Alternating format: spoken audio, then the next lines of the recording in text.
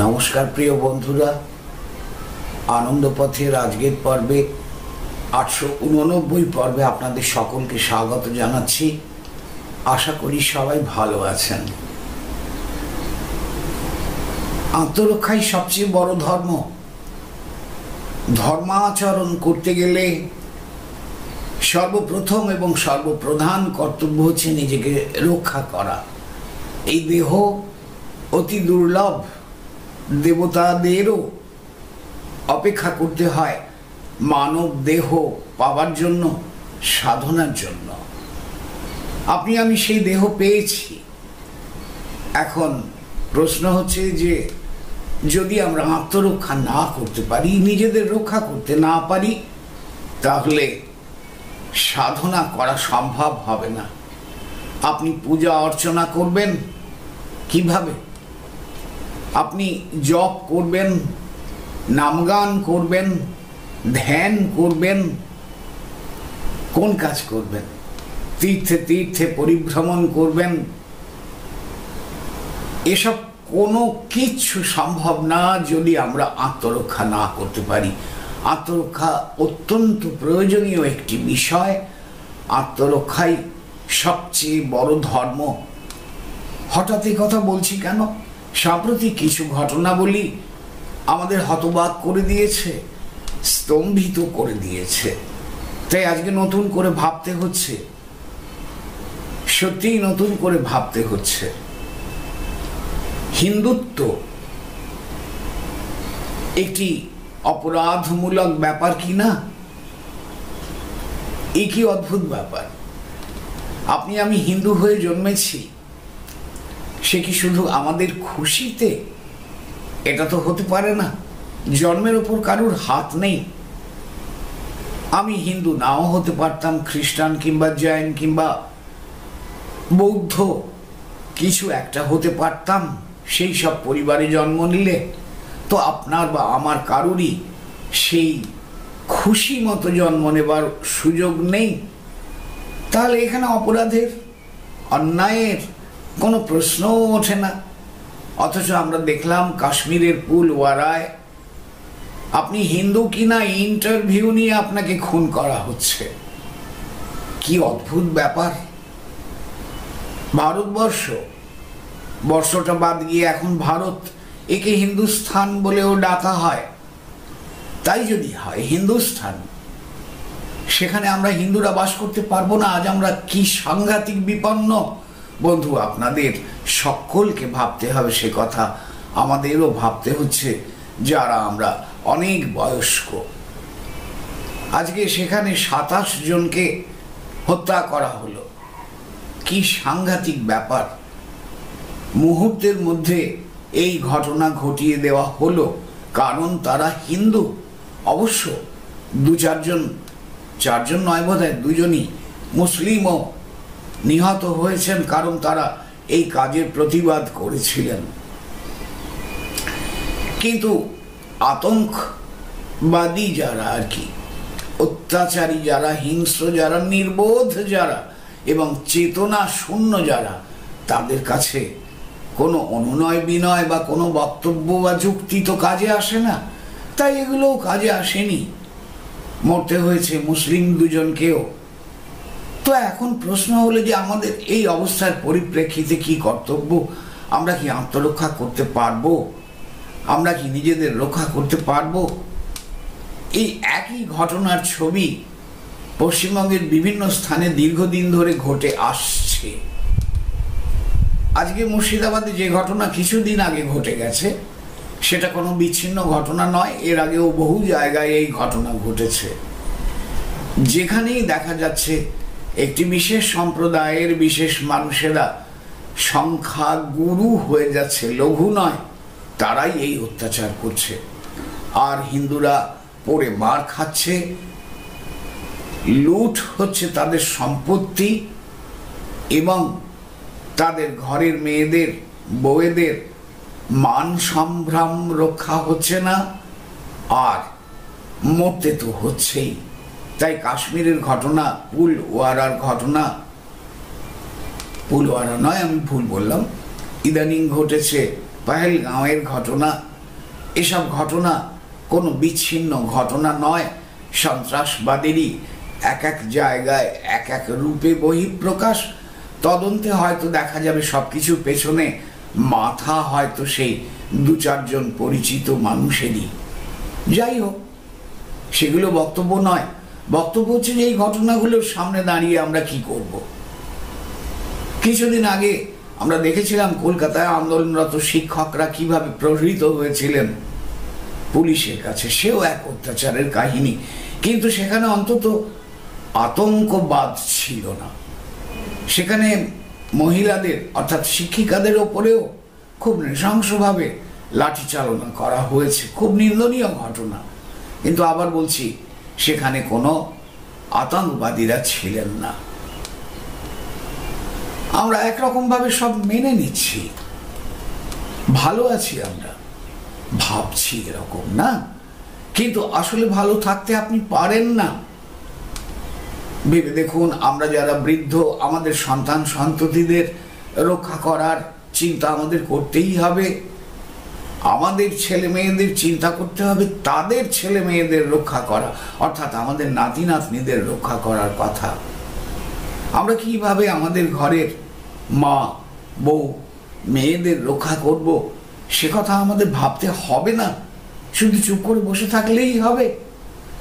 বন্ধু, উপায় কিন্তু বার করতেই হবে, নইলে শুধু আপনি আমি হিন্দু হয়েছি বলেই আমাদের হয়তো একদিন দ্রুত আততায়ীর হাতে মরতে হবে। এখন আপনি বলবেন, আমরা করবোটা কি? করবোটা কি সেটা সবাই মিলে ভাবতে হবে। প্রথম কথা, হিন্দুদের মধ্যে গভীর ঐক্যের প্রয়োজন। ওখানে হচ্ছে হোক ঘটনা, আমার তো কিছু যায় আসে না, আমি তো ভালোই আছি, এই মূর্খের ভাবনা এক্ষুনি বন্ধ করা দরকার। আমাদের সকলকে একতাবদ্ধ হতে হবে, এটি বিশেষ প্রয়োজন। হিন্দুদের মধ্যে সেই একতার অভাব আছে বলে অনেকেই মনে করেন, জাতপাতের হিসেব নিকেশও অনেকেই করেন, কিন্তু এ তো চিরকালই ছিল হিন্দু ধর্মের মধ্যে এই বিচার। কিন্তু তার থেকেও বড় কথা, যে গ্রামীণ সংস্কৃতি আমাদের সকলকে এক করে রাখত, সেইগুলো কি আমরা বন্ধ করে দিয়েছি, বাদ দিয়ে দিয়েছি? আজকে এই কথাগুলো ভাবতে হবে। হিন্দুদের ঐতিহ্য এবং ঐক্য ধরে রাখার ক্ষেত্রে রামলীলা গান, মহাভারতের নানা কথকতা এবং গান, নানা ঘটনার কথকতা এবং গান, এইসব নিয়ে আমরা দেখতাম কত আসর বসে। আমরা আমাদের শৈশব, কৈশোর কিংবা যৌবনে এসব পেয়েছি, আজ এগুলো প্রায় পাওয়া যায় না। যাত্রাপালা অত্যন্ত আকর্ষণীয় একটি অনুষ্ঠান ছিল। আপনি বলবেন, ওসব পুরনো দিনের ব্যাপার, ফালতু। না, কখনো ফালতু নয়। আপনি সঠিক মূল্যায়ন করতে পারছেন না, পারেননি বা আজও পারছেন না। এগুলোর মধ্য দিয়েই গ্রামীণ সংস্কৃতি ছিল, এগুলোর মধ্য দিয়েই হিন্দুদের ঐক্য গড়ে উঠেছিল। আজ যা হারিয়ে যেতে বসেছে, এগুলোর বিশেষ প্রয়োজন আছে।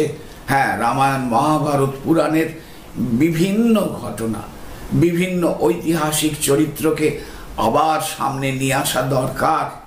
তাই আমি অনুরোধ করব, আপনারা বিভিন্ন এলাকায়, গ্রামে, মহল্লায় যাত্রাপালার আয়োজন করুন। আজকের আধুনিক যাত্রা নয়, সেই পৌরাণিক ঘটনার ওপরে যাত্রা, রামায়ণের ঘটনার ওপরে যাত্রাপালা, মহাভারতের অসংখ্য অশেষ কাহিনীর ওপরে যাত্রাপালা, যা আমরা আগে পেতাম। এর মধ্য দিয়ে হিন্দুদের ঐক্য সাধিত হবে, এটি করতেই হবে। আরেকটি কাজ হচ্ছে, স্বাধীনতা সংগ্রামের সময়ে বিভিন্ন জেলায়, মহকুমায়, মহল্লায়, অঞ্চলে, গ্রামে এবং বিভিন্ন পাড়ায় শরীর চর্চার কেন্দ্র গড়ে তোলা হতো। বন্ধু, এটারও বিশেষ প্রয়োজন। তরুণদের নিজেদের শরীরের সম্বন্ধে সচেতন হতে হবে, বলশালী হতে হবে, নির্ভীক হতে হবে। তার জন্য অবশ্যই দেহচর্চার প্রয়োজন আছে। আজ আবার সেগুলো গড়ে তুলতে হবে। আজ থেকে 100টা বছর আগে এগুলো দেখতে পাওয়া যেত, সর্বত্র রয়েছে। সেখানে লাঠি খেলা শেখানো হতো, বর্ষা চালনা শেখানো হতো, নির্দোষ এগুলো হত্যা করার জন্য কাউকে নয়, আত্মরক্ষার জন্য।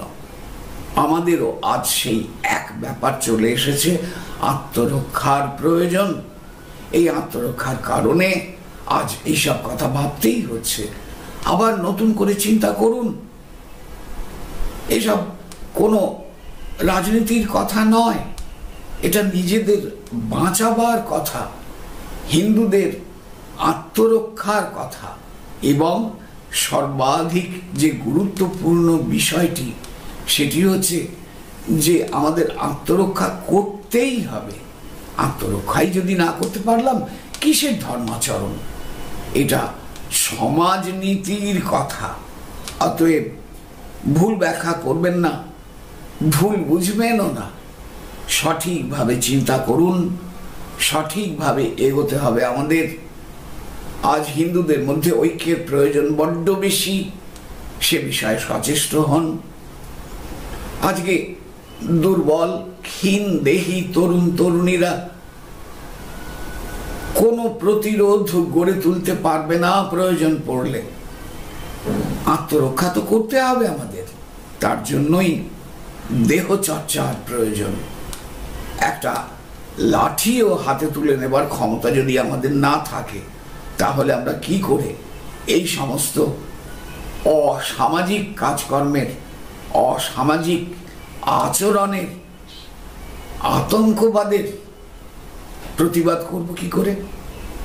কাজেই ভাববেন কথাগুলো, খুব ফেলনা কথা বললাম না।